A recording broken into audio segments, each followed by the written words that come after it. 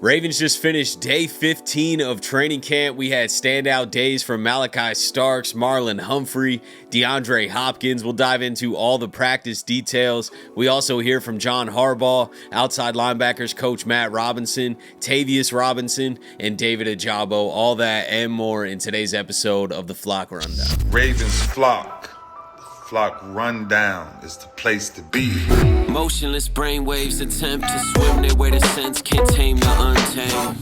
What's up, Ravens fans? My name is Ryan, and welcome back to another episode of the Flock Rundown. Ravens just finished day 15 of training camp. No pads today. They were in shells. The ones didn't get as many reps as the 2s and 3s, so they're starting to really ramp the workload up for the guys that are going to be playing on Saturday. But nonetheless, plenty to talk about at practice today. We'll start with who's there. DeAndre Hopkins did return to practice today, but not practicing still is Keaton Mitchell, Marcus Major, Isaiah Likely, Emory Jones Jr., William Quenku, Jair Alexander, and Kyle Hamilton. And we did get some more information on this Longerbeam situation that we talked about yesterday. Jordan Schultz reported this morning that he did suffer a torn patella tendon and will miss the entire 2025 season. And we knew that he was put on IR and was going to be out for the season yesterday, but the way John Harbaugh spoke about it yesterday, it seemed like there was more information. You know, he's like, I can't really get into it, and it is what it is, and it's a long story. And then they asked today a follow-up question about it since this news broke that he did have an injury, and John Harbaugh had this to say. Yeah, well, he's going to get surgery, I can tell you that. As far as being a torn patellar tendon, define that. That's a little bit vague. So he's doesn't, I can't really say what he has, but it's am I allowed to say what it is? HIPAA allow me to tell you what it is? I can't. He says no. But it's something that was deemed that that surgery was the best move for him, and that's good. That's a decision that every player has a right to make, and we support it, So that's what he's going to do. I love him. The way he was playing really well. And, it's a little bit of a setback for sure because, I was kind of starting to count on him and count on BK too. I mean, those two guys were really looking like they could help us this year, but they're not going to be there, So we'll get them in rehab and they'll be back next year. Definitely an odd situation overall. You could tell John Harbaugh wanted to elaborate further on this, and it seems like maybe he didn't have to get surgery. It was, his decision, his team's decision, and maybe it's not fully torn. That's what I got from Harbaugh's comments, but regardless, Longerbeam's getting surgery. He's out for the season. He's on IR. Bilal Kone also out for the season on IR. So both 6th-round rookie corners are not going to be on the Ravens this year, but they'll get a shot at him again next year, and just praying for a full and speedy recovery for both of those guys. Diving into today's practice notes, Malaki Starks picked off Lamar Jackson in the end zone. He was looking for Keith Kirkwood in the red zone, and Malaki jumped it. Marlon Humphrey also had a really strong day and made what might be the play of the day on defense in a red zone drill. Lamar hit Zay Flowers in the back of the end zone. Marlon Humphrey punched the ball out. Humphrey made several players react with the Jair Alexander sword celebration. We continue to see that. On offense, we saw a big play from Lamar to DeAndre Hopkins for a 45-yard touchdown pass. There was about 29 seconds left in a 2-minute drill, and Lamar trusted DeAndre Hopkins that he would beat Nate Wiggins one-on-one down the sideline. Hopkins went up and got it and beat Nate Wiggins for a 45-yard touchdown. Also a strong day from Keandre Jackson, who stood out to me at the end of the preseason game as well. I was talking about that on the live with Coach, but he intercepted Cooper Rush on a deep shot today. Tight end Scotty Washington also had a good day. He's been having a lot of good practices recently. Also, new running back Myles Gaskin had a heavy workload today. He's probably going to see quite a bit of preseason action with Keaton banged up. Mark Andrews also very involved today. One post from Bo that I thought was kind of funny on him breaking down a play today was that Nate Wiggins saw his life flash before his eyes in the red zone period because Derrick Henry took a toss sweep with Patrick Ricard as the lead blocker, about 550 pounds, running right downhill at Nate Wiggins, who did do a nice job to hold his ground and turn the play back inside. And another unique thing at practice today is that the Ravens had Jordan Stout take a few short field goals with Tyler Linderbaum as the holder. Stout went 3 for 3 from about 28 yards. Also a strong day from inside linebacker Jake Hummel, who was really brought on to be a special teams ace, and we haven't really heard a ton or even talked about him a lot, especially on defense. But today, Cordell said that he stood out not only on special teams, but also in run defense. Jake Hummel was solid today, and he has quietly had a good camp. He was brought in to be a special teams guy, but he has flashed to me a little bit on the defensive side of the ball, specifically in the run game. He definitely has a good understanding when it comes to run fits and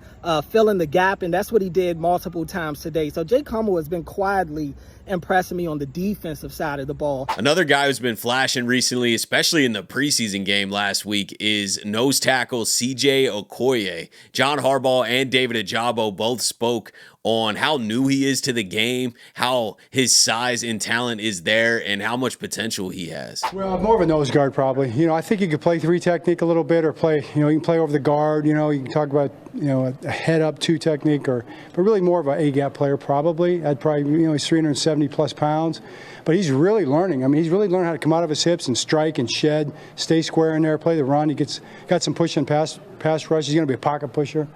Making good use of all that size he has. He's come light years. Big CJ, man, that's my brother, man. He's come a long way. All the odds are stacked against him. He's new to the sport, kind of like how I was, but he just keeps grinding, man. So, all it is for him is confidence and knowledge, because he got a god body for football. He was built to play football. So as soon as he gets that confidence up and knowing the call, knowing what to do, and just knowledge of the sport, man, the sky's the limit, honestly. Outside linebackers coach Matt Robinson also spoke to the media today, and I think it's the first time we've ever heard from him. I'm not sure. I think he's been a coach for like 5 years, but I don't remember a press conference with him. But regardless, great insight on Tavius Robinson. He spoke about how Tavius is adding finesse to his game. He's already, obviously a very effective power rusher and edge setter in the run game, but he's adding some finesse moves to his game. And then Tavius also spoke on how much he's improved in these first couple years. More of a physical presence. He's a dominant edge setter for us, and then he's been more of a power rusher as of, in his first couple years. But I think right now he's definitely working on some finesse moves on the edge that he can work in some of his transition rushes, and I think that'll be a nice piece, to his game. Yeah, looking at from tape year 1 to year 2, it's just like seeing offensive formations better and being able to play faster, play looser, and just make plays off of that. So I think, taking another step this year and just continuing to grow will definitely be great. Tavius Robinson is going to be a huge part of what the Ravens do on defense. I think he's going to play a ton this year. Kind of got a glimpse of that when he didn't even dress for the preseason game. He's a younger player still. That would be one guy that if he wasn't, cemented in the defense, that maybe they say, hey, go get some reps for a quarter or so, like they did with a David Ojabo, right? Like, Tavius is, no, you're not even dressing. You're good to go. We know you're solidified. So that speaks volumes to Tavius's role this year. And we've just been seeing his growth on the field as well. And if he can add some finesse and become a 3-down rusher, he could be a dominant player. And that's a sneaky extension. If we can get an early extension done with a guy like Tavius Robinson, he's still on the team. He's under contract next year, but he's a free agent in 27. So whether it be this year or next year, I think that's a guy you might want to lock up early because he could really, really start putting some dominant years together. Matt Robinson was also asked who has surprised him the most so far this year, and he said Mike Green. He said just how often he's affecting each play is surprising. And then Tavius Robinson also spoke to how detailed Mike Green has been since he's got here already. Biggest surprise, I would say just the fact that, Mike Green, really pops out on tape. He plays with kind of a relentless mindset. He's, tenacious at the point of attack. I think you guys have seen it in the games. His ability to kind of affect the play on pretty much every time he's in there. He's going to set a violent edge, get pressure on the quarterback. And I really like where he's at right now. I'll tell you, he's been a guy who has come in and just really taking the details from day one, and I love that. He's on his playbook. He's taking great notes every day. We sit beside each other. So, really proud of him and the strides he's taken from OTAs to now. And I think he has that dog mentality, and he's going to be a dog for sure. The Ravens are going to have a tough time trying to keep Mike Green off the field. I know they don't love to play rookies a ton right away. You know, we've seen that pretty much every year, even with first-round rookies. I think this year will be different because we obviously know Malaki Starks is going to start and play a ton, so he's definitely going to get thrown into the fire. But with a guy Mike Green, it's a perfect situation for the Ravens to slow roll him, have him in a nice rotation for a month, and then, increase his minutes like we saw with Wiggins last year. But the way he's flashing, how dominant he looks, how talented he looks, I mean, I just can't imagine the Ravens. It's not going to take long. Mike Green's going to play a ton for the Ravens, even as a rookie, and I think he makes a massive impact. I mean, I just can't deny the talent. He's got such a wide range of moves. I mean, we've seen his bend. Everybody's been talking about his bend and how quickly he can get around a tackle, but he's also got power. He also is great in run defense. He can set the edge consistently. I just think Mike Green can literally do it all,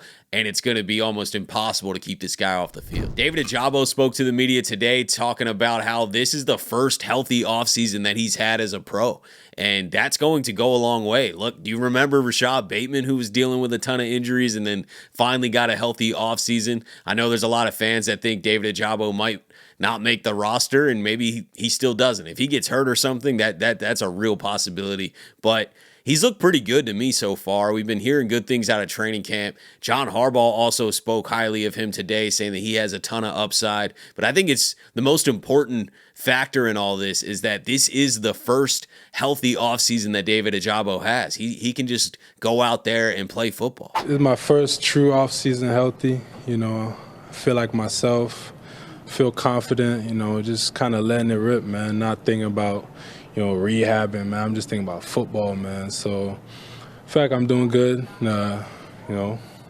Just keep getting better day by day. Well, the thing about David Ojabo, it's important to remember, is he's not a guy that played a lot of football. He was late to football in high school, might have played 1 year of high school football. Really only played 1 year of college football, really, is what he ended up playing as far as a full season.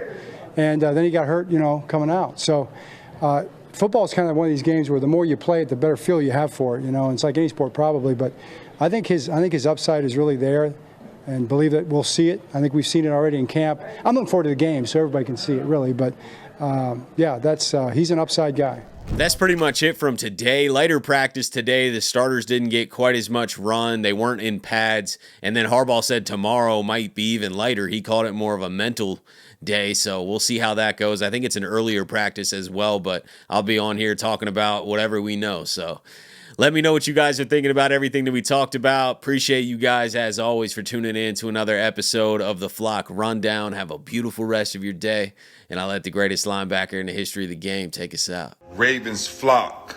The Flock Rundown is the place to be. My man Ryan has been a lifelong Ravens fan since he was born. The Flock Rundown. Nothing gets better than waking up and wondering how high we can fly. Tune in. Motionless brainwaves attempt to swim their way to sense, can't tame the untamed.